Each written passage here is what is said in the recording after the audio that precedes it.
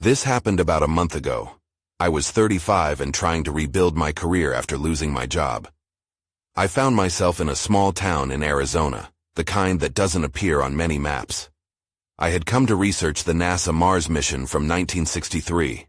I thought it would be an interesting project, maybe even something that could reignite my passion for writing. I've never stopped thinking about it. I spent my days in the town library, surrounded by dusty books and old newspapers. Most of the locals had seen better days, and their stories hung heavy in the air. One afternoon, I stumbled across a file labeled Mars Mission Anomalies. My heart raced as I flipped through the papers. The mission had experienced strange equipment failures, and some of the scientists had gone missing.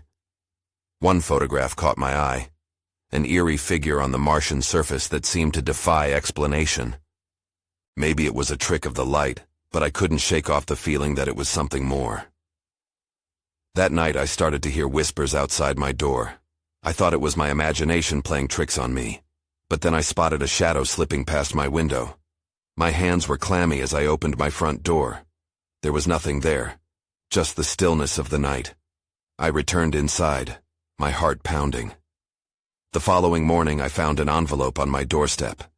No return address. It simply said, "Stop looking into it." I felt the weight of eyes upon me, always watching. I grew anxious, exploring further and discovering more discrepancies in the locals' accounts.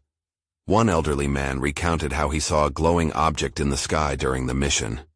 He looked frightened, and I sensed there was something he wasn't telling me. I asked him about it, but he just shook his head. "Best leave the past be," he whispered, looking over his shoulder. The local cafe buzzed with gossip, but no one wanted to talk to me anymore. I began to question everything I'd learned. Walking home one evening, I saw strange symbols scratched into the dirt leading up to my door. I felt cold all of a sudden. I turned to my neighbor ready to ask for help, but he only shook his head, eyes wide in panic. Then I heard it, clear as day. A voice echoed in the silence asking, "Why are you still digging?" I turned around, and there was nobody there. I felt the shadows close in around me, and for the first time I didn't know if I could escape what was coming. That night I hardly slept. I could hear the whispers from outside, growing louder. The next morning, I saw more letters in my mailbox. They warned me to leave town. "They're watching you," one said. I felt trapped. I decided to confront the old man. But when I reached his house, I found it empty. His front door swung open. Inside was only silence. I stepped in. My feet touched something cold on the floor. It was a photo of that strange figure from Mars. I knew I was onto something big, but the town seemed to close in around me. And then, I felt it again. That voice, more powerful now. "Why are you still digging?" I stood frozen. I didn't know what to say or do. The walls felt like they were closing in. I turned back to leave. I needed to get out fast, but the shadows whispered, and I didn't know if there was a way out anymore. I didn't sleep at all that night. Each creak of the house startled me. I kept imagining eyes peering through my windows, watching and waiting. A feeling of dread settled in my chest. I needed answers to break free from this growing nightmare. But how could I deal with something I couldn't see? The next morning I decided to return to the library. I figured I could find more information that might explain the mysterious events plaguing me. As I entered, the dusty air wrapped around me like a heavy blanket. The librarian, a gaunt woman with gray hair and tired eyes, avoided my gaze as I walked past. It was clear that the town wanted me gone. I spent hours combing through newspapers, looking for any mention of strange incidents related to the Mars mission. It was monotonous work, but with each page turn, I felt the weight of the unknown pressing down on me. Then I stumbled upon a small article tucked away in the back of a dated publication. It mentioned that the main scientist involved in the mission had gone missing shortly after his return. The article was short and lacked details, but it hinted at a cover-up. Something unknown lingered after the mission ended. My heartbeat quickened. I realized I had to find out what happened to that scientist. I looked around, nervous to discover if someone else had noticed my interest. The librarian busied herself at her desk, appearing oblivious to my searching glances. I was just about to head for the door when I saw it, a frayed piece of paper sticking out from under the counter. Without thinking, I reached out and grabbed it. It was an old address written hastily. A name followed.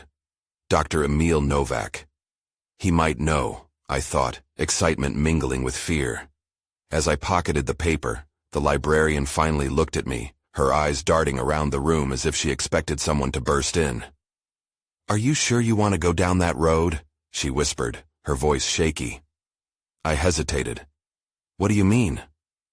"A lot of folks keep secrets for a reason. You too could end up like them," she said, pointing towards the door with her chin. "Best leave it well enough alone." Her words hung in the air like an uninvited shadow, but something inside me ignited. I wouldn't back down. I needed to find Dr. Novak. With the address clutched tightly in my hand, I left the library, determined to track down the scientist. Finding him meant more than just answers. It was a chance to reclaim my narrative amid the chaos. The town felt suffocating, and the whispers followed me back to my car. I imagined I could even hear them saying, "He's the key." As I drove out of town, I realized I had one goal: reach Dr. Novak before it was too late. I needed to know what he had uncovered, or what he had hidden. But as I turned off the main road, I spotted someone standing by the roadside, a figure from the shadows. My stomach dropped. I slowed down, trying to see who it was. The person turned towards me, expression unreadable. That's when I knew. This was no coincidence. Someone was watching me. I cautiously stepped out of the car, my heart racing. The figure remained still, a dark silhouette against the backdrop of the fading afternoon light. I tried to gauge if they posed a threat, or were simply a passerby. A simple act of hitchhiking, perhaps. But deep down I sensed an undercurrent of danger, and as I approached, I started to get a clearer view. The person was an older man, disheveled and wearing a weathered coat that looked like it had seen better days. "Can you help me?" he asked, his voice shaky but urgent. My instincts screamed at me to turn back, but curiosity won out. "What do you need?" He glanced over his shoulder, eyes darting nervously, then leaned in closer. "They're watching. They know you're looking for Dr. Novak," he whispered. I froze. "Who are you?" I demanded, squinting at him. "Someone who knows too much," he said, lowering his voice. "You shouldn't have come here." I took a step back, mind racing. "What do you mean? How do you know about Dr. Novak?" He licked his lips, as if searching for the right words. "I worked with him. Things went wrong after the mission. They covered it all up. You have to listen to me." My pulse quickened at the mention of things going wrong. "What did you uncover?" Before he could answer, a sharp sound pierced the air, a rustling from the trees lining the road. My gaze snapped in that direction, and the man's eyes widened. He grabbed my arm, pulling me back. "We have to go. Now!" I yanked my arm free, conflicted. "Wait, I need answers." He shook his head. "There's no time for that. They'll come after you if you keep digging." Suddenly, headlights swept across us. A car was speeding down the road, tires screeching as it rounded the corner. My stomach dropped as the vehicle came into view, and I realized the driver wasn't slowing down. "Get down!" the man shouted, pushing me behind a thick tree trunk. The car zoomed past us, barely missing the edge of the road.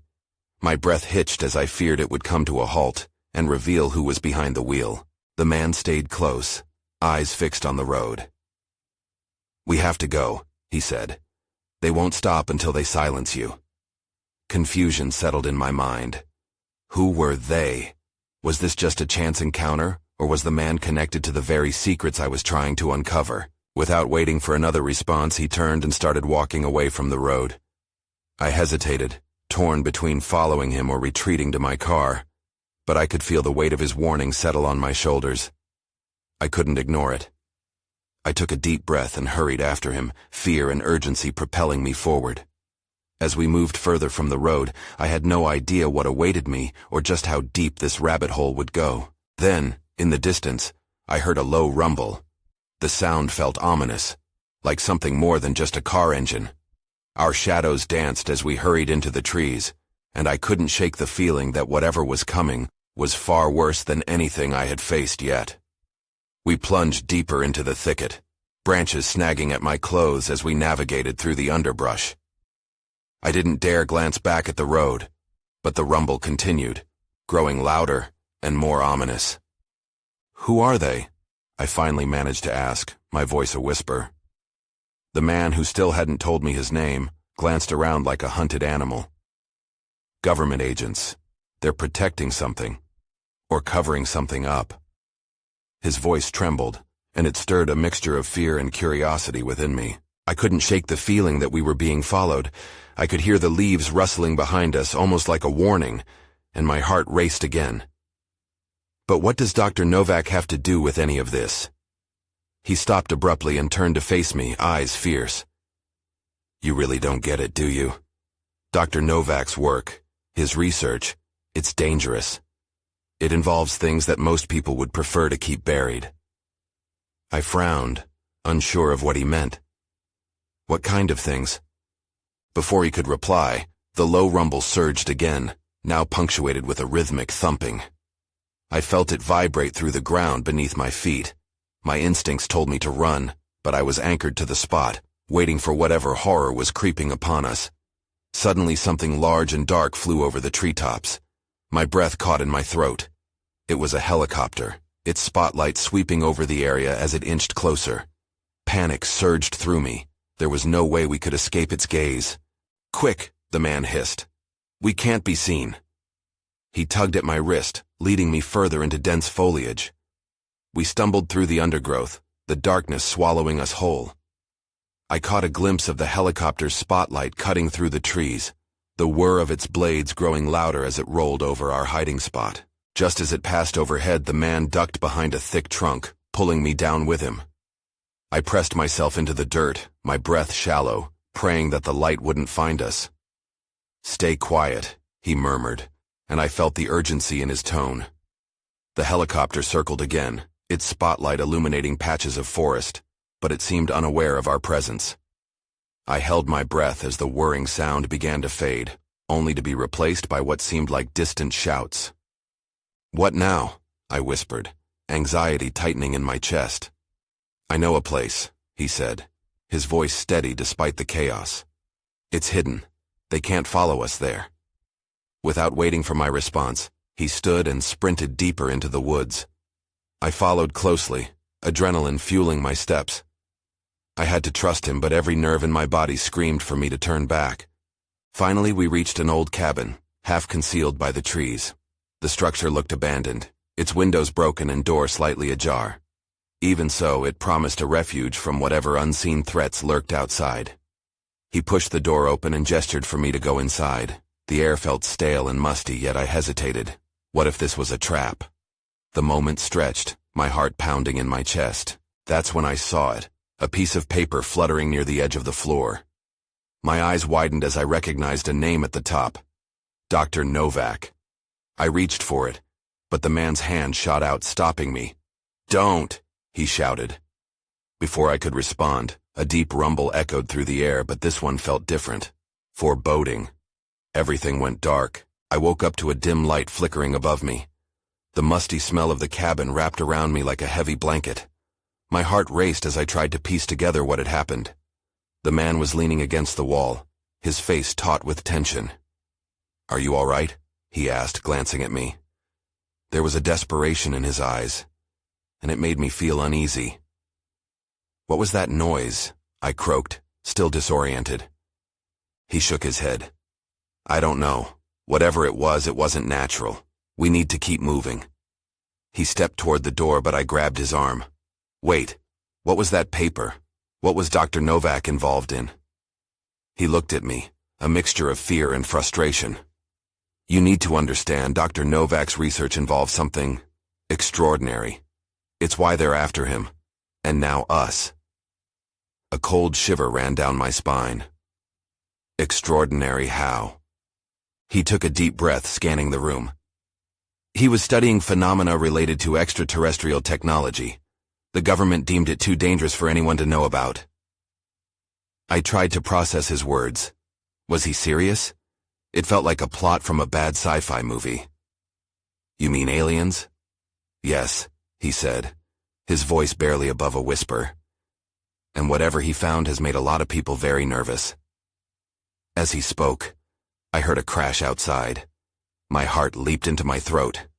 What was that? We don't have time, he said, his face tightening. We need to get out of here now. He pulled me toward the door and I followed, nerves boiling inside me. The world beyond the cabin felt hostile. I glanced back to where the paper had been, my curiosity gnawing at me, but I didn't dare to linger. Once outside, the night air was thick and oppressive. The chaos from before was louder now, voices shouting, breaking branches, getting closer. Where do we go? I whispered. Follow me, stay close, he ordered as he moved through the trees, his steps quick and deliberate. As we dashed through the shadows, I couldn't shake the feeling that we were being watched. The ground beneath us felt unstable, almost alive. The whispers of the wind carried vague secrets I wasn't ready to hear. We ducked behind a large bush when the sound of footsteps jerked to a halt nearby. My breath caught in my throat. I could see flashlights cutting through the darkness, moving closer, searching. They're here, he said, low and grim. He squeezed my hand tightly, urging me to remain silent. I glanced at him and saw the resolve in his eyes. His fear was buried beneath a layer of determination. Suddenly, a voice rang out, sharp and commanding. Spread out! He can't have gone far! My stomach dropped. They were hunting for us. My mind raced. I felt trapped in a nightmare where each choice could end badly. Keep moving, he urged, pulling me away from the bush just as a beam of light swept our way. We took off again, hearts pounding in unison. The cabin was only a moment behind us, but the secrets inside felt heavier than the trees around us.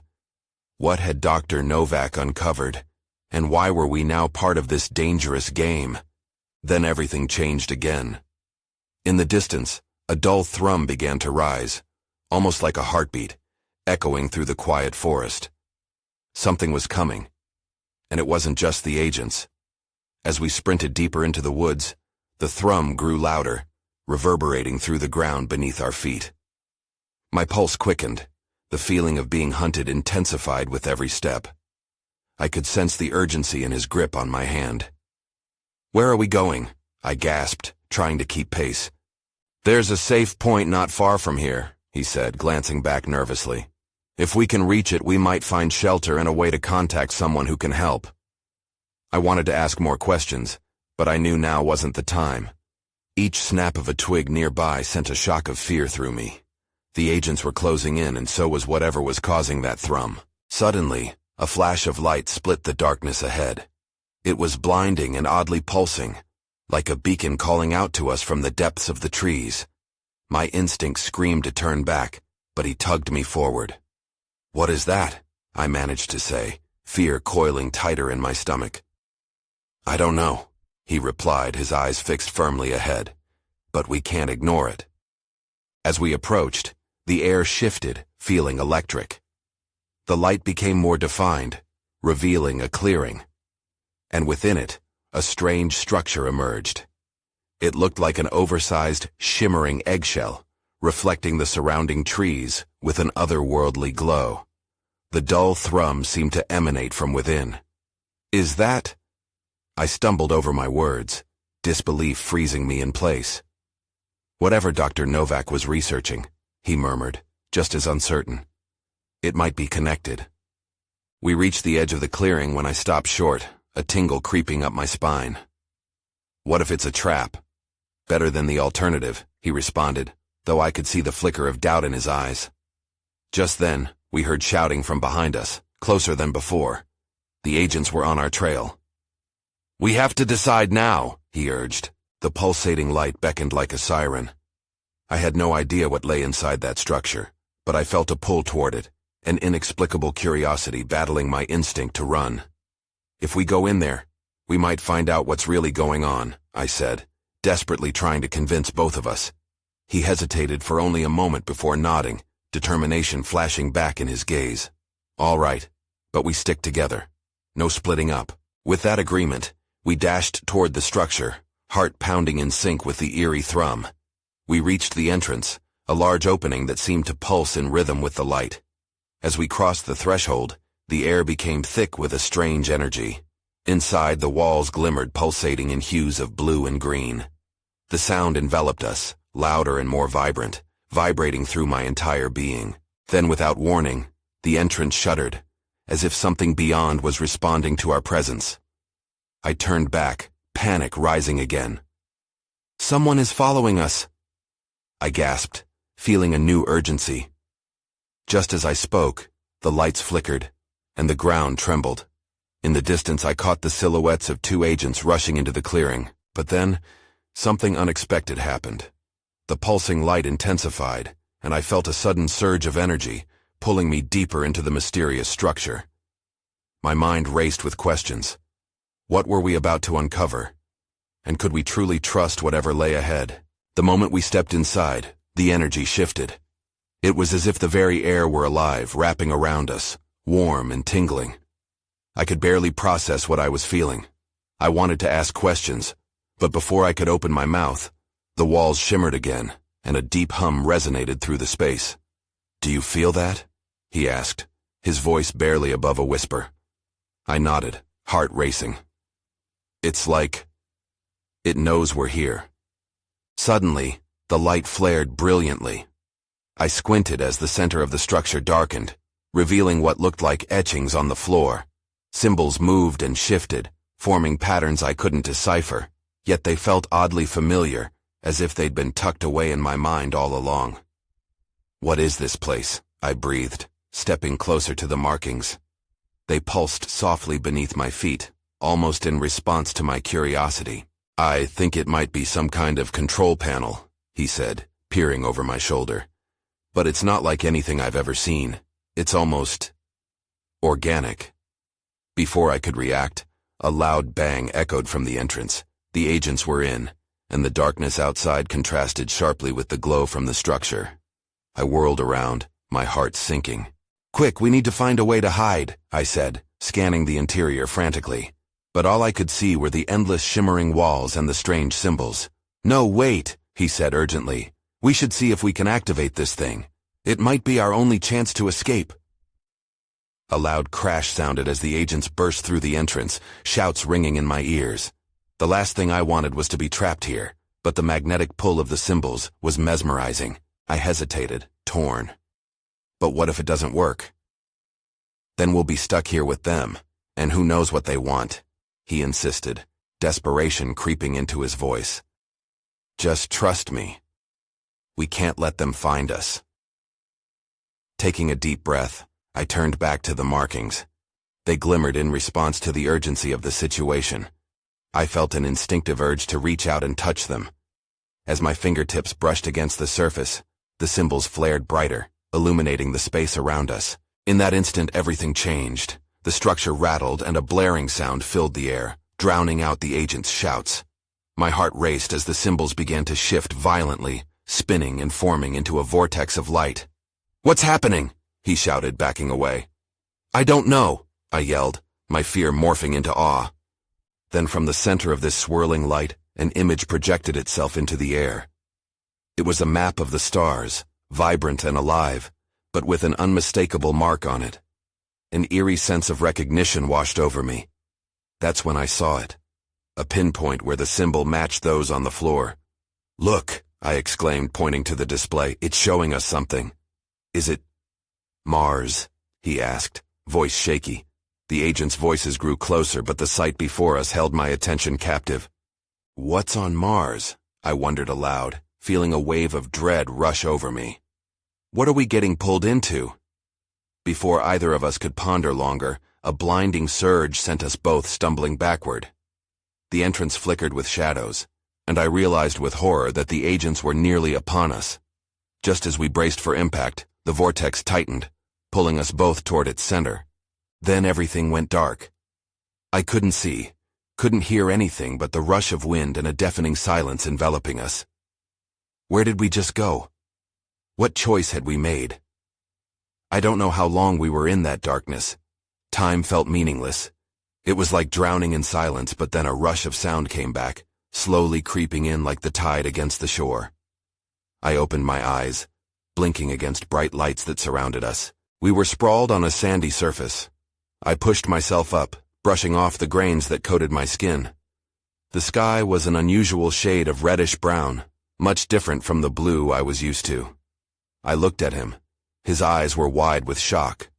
"Where are we?" he asked, voice trembling slightly. I stared at the horizon, where jagged mountains loomed stark against the sky. "It looks like Mars?" I said, incredulous. He shook his head, a mix of relief and disbelief on his face. "But that's not possible. We're on Mars. That can't be real. This couldn't be happening." I thought it was all some kind of twisted dream, but the heat from the ground seeped into my palms, reminding me that this was painfully real. "Look," I pointed to the distance. Shapes were moving, figures, shadows flitting between the rocks. My heart raced. "Are those people?" He squinted. "It's hard to tell from here, but we shouldn't stay out in the open." Instinctively, I followed him as we crawled behind a large rock formation. I could still see those figures moving, but they remained shrouded in the haze of the Martian atmosphere. What were they doing? Could they be the agents or something else entirely? As we crouched low, I noticed symbols carved into the very rocks we hid behind. They were the same as those in the structure, and I felt a tugging in my mind, as if they were whispering the answers I desperately needed to hear. "What is going on?" he asked, breathless. "Why did we come here? What do those symbols mean?" "I don't know," I admitted, frustration creeping in. "But I think it has something to do with why we ended up here." Just then, the ground trembled slightly beneath us, and I could feel the vibrations in my chest. The figures were approaching. My stomach knotted. I slowly turned to look back, my body tensing as they emerged from the haze. They weren't quite human. Slender and tall, their features were masked, almost blending with their outfits. A flash of chrome caught my eye as one of them raised a hand. Was it a greeting or a threat? Before I could react, something on my wrist buzzed. I looked down. It was a small device I had never seen before, but it seemed to pulse in sync with the symbols on the rocks. It felt both foreign and oddly familiar. As I pressed a button on it in confusion, the figures halted, staring in our direction. Their eyes, if I could call them that, glowed faintly, shimmering with light. I was sure they could see us. My heart thundered in my chest as the sheer panic of being discovered surged through me. I had to think fast. "What do we do?" I whispered, glancing at him. But he was staring at the symbols, realization dawning. Maybe the device is a key. We just have to find a way to communicate with them. Before I could respond, the figures began to move again, advancing. There was no time left, and it felt like the world was closing in. "Now or never," I whispered. I didn't know what choice I was making, but it felt crucial. I pressed the device again, hoping for a miracle. Then everything shifted. The air shimmered before me, and the world around us seemed to warp. A sharp crack echoed, resonating through my chest. I felt myself being pulled, as though the fabric of reality was stretching and twisting. My panic spiked as I looked at him, searching for answers in his eyes. Then, just as suddenly as it had begun, everything snapped back to stillness. We were still behind the rock, but the figures were now standing closer, their eyes glinting like small stars against a background of Martian twilight. The buzzing from my wrist device grew louder, vibrating urgently. "What was that?" he breathed, voice barely audible. "I don't know," I responded, my heart still racing. My eyes darted back to the figures. They were just a few feet away now, whispering amongst themselves in an odd cadence. I felt a pit form in my stomach. Suddenly, one of them stepped forward, raising a hand again. It felt like a command or perhaps an invitation. The glowing eyes fixed on me, and I instinctively took a step back. What were they? He moved closer to me, trying to get a better look. "This is insane," he murmured, his voice trembling with a combination of fear and wonder. "Maybe they want to help us." "Help us?" I echoed, doubt swirling in my head. But the way they stood, patient yet expectant, sent conflicting feelings through me. Should we trust them? A deep thrum resonated from the device on my wrist, and an image flickered to life in front of me. It was of the symbols on the rocks, but now they were glowing and shifting, almost like a map. It was as if the device had unlocked something buried deep within the symbols. "Look," I said, pointing at the imagery. "Maybe it shows where to go, or what they want." He stared at it, eyes widening. "We need to follow it. If they really are here to help, maybe they'll take us somewhere safe." I hesitated. Every instinct told me to run, but every part of me also felt drawn to the figures. "Okay, but we can't let them get too close. We need to be careful." Together we edged our way to the side of the rock, keeping a low profile. The figures watched intently, and as we moved so did they, gliding gracefully but steadily. I could feel their presence press against me, a strange mix of tension and intrigue. As we neared the edge of the rock formation, the imagery on my device brightened, directing me toward a narrow opening in the rock. It almost felt like it was pulsing with that same rhythm. "That way," I urged, pointing toward the dim passage as the figures moved to follow. My heart raced as we scrambled into the narrow space, trying to keep ahead of them. But as we entered, the ground beneath us began to rumble once more, and the passageway darkened ominously behind us. I turned back, and in that moment I realized something was blocking our exit. I didn't have time to process what it was before we were engulfed in shadows. I gasped as the shadows encroached, enveloping us in darkness. Feeling my heart pound in my chest, I stumbled forward into the narrow passage, practically dragging my companion with me. The device on my wrist flickered wildly, its soft glow illuminating the jagged stones around us and revealing a network of symbols carved deep into the walls. "Keep moving," he urged, his grip firm on my arm as he pulled me deeper into the tunnel. The thrum from the device resonated with a sense of urgency that echoed through the tight space. It was as if we were trapped in a heartbeat, pulsating with dread. Behind us, I could hear the agents' voices rising in confusion, their shouts growing fainter as we pressed on. "Do you think they know we're here?" he whispered, casting a glance over his shoulder. "I don't know, but we can't stop now," I replied. "We have to find a way out before they catch up." As we navigated the tight confines, fear gripped my throat. The passage twisted and turned, and each gasp of air felt heavier than the last. The darkness surrounded us like a living thing, but the glow from the device illuminated the incredible symbols, revealing how deeply entwined they were with the very rock around us. The passage made a sharp turn, and we emerged into a wider chamber, the air shifting slightly as we entered. My breath caught in my throat as I took in the sight before us. A massive stone platform at the center, etched with intricate designs that mirrored the figures outside. "Do you think this could be a control panel similar to the one back on Earth?" he wondered aloud, taking tentative steps closer to the platform. "Maybe," I replied, carefully matching his pace. "But why would they have it here?" His eyes sparkled with the excitement of potential discovery as he studied the symbols. "What if it's connected to their technology? Maybe it's a way for us to communicate with them." Without thinking, I stepped onto the platform, my pulse racing. The moment I did, a wave of energy surged through the ground, catching me off guard. The symbols began to pulsate in response, illuminating as if they were alive, sending waves of light coursing around the chamber. "Look," he exclaimed, awe etched on his face as the light shimmered like liquid silver. "It's reacting to you." I felt the heat of their gazes from the shadows behind me, urging me to act. This was our moment to find the answers we sought. "Okay," I said, determination bubbling within me. "Let's see what happens if we press these symbols." I hesitated for just a moment, absorbing the gravity of the situation. With a deep breath, I reached toward a cluster of runes that looked almost familiar. The moment I touched one, the ground quaked, and the light burst alive, enveloping us.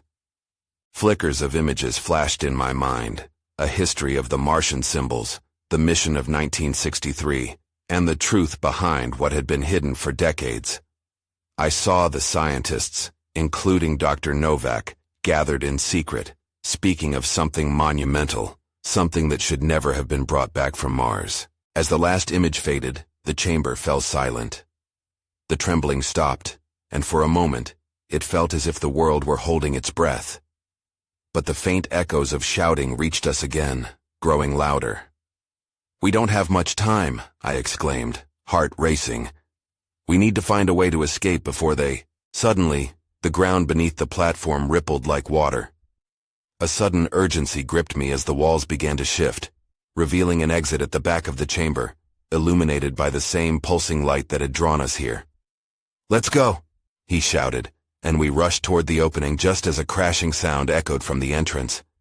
The agents were closer now, their frantic movements reverberating through the walls. Without waiting for a second more, we charged through the exit and into the open air. Outside, the Martian landscape stretched before us, marked with the shadows of figures circling in the distance. I took a deep breath, the alien air filling my lungs, a strange mix of fear and exhilaration fueling my resolve. "Where do we go now?" I asked him, glancing back at the opening we had just escaped. "I think we need to reach those rock formations." He pointed to the jagged structures in the distance, beyond the scope of the figures. "If we can blend in, they might not see us." I nodded as we sprinted toward the rocks, adrenaline pushing me forward. But as we ran, I couldn't shake the ominous feeling that they still watched us, even from afar. Questions swirled in my mind. What had we unleashed? And what did it mean for us now? We ducked behind the closest rocks, hiding our presence as the figures approached the same exit we had just escaped from. My chest tightened as I watched their movements closely. They seemed to pause, communicating in low murmurs that sent a chill down my spine. "Do you think they'll follow us?" I whispered, fear creeping back into my voice. "I don't know," he breathed, trying to keep his voice steady. "But if we can figure out how to use that device, maybe we can unlock the rest of the mystery." I felt the weight of urgency crash over me, pulsing like the light we had witnessed. Perhaps the symbols were not just a key, but a message, a bridge to understanding what lay beneath the surface of both Mars and the past. As the figures seemed to search the area, I thought back to the whispers, to the darkness I felt closing around me in that cabin, and to the trapped emotions from my life before. I realized then that this was not just about uncovering a historic event. It was about unraveling the truth behind everything that had led us here, the symbols, Dr. Novak, and the choices we had made to chase what had been hidden. Whatever lay ahead was shrouded in mystery and danger, but we had crossed a threshold. We had stepped beyond what was known, and there was no turning back now. And in that moment, as we held our breath behind the rocks, I couldn't help but wonder, would we survive to tell the tale, and at what cost? I guess only time would reveal the answers we sought, leaving us to grapple with the unresolved echoes of our journey. Much like those shadows shrouded in Martian dust, but even so, I felt a flicker of hope. We had escaped, for now. Or had we? The uncertainty lingered in the air, thick with both the weight of our decision and the truth that remained just out of reach.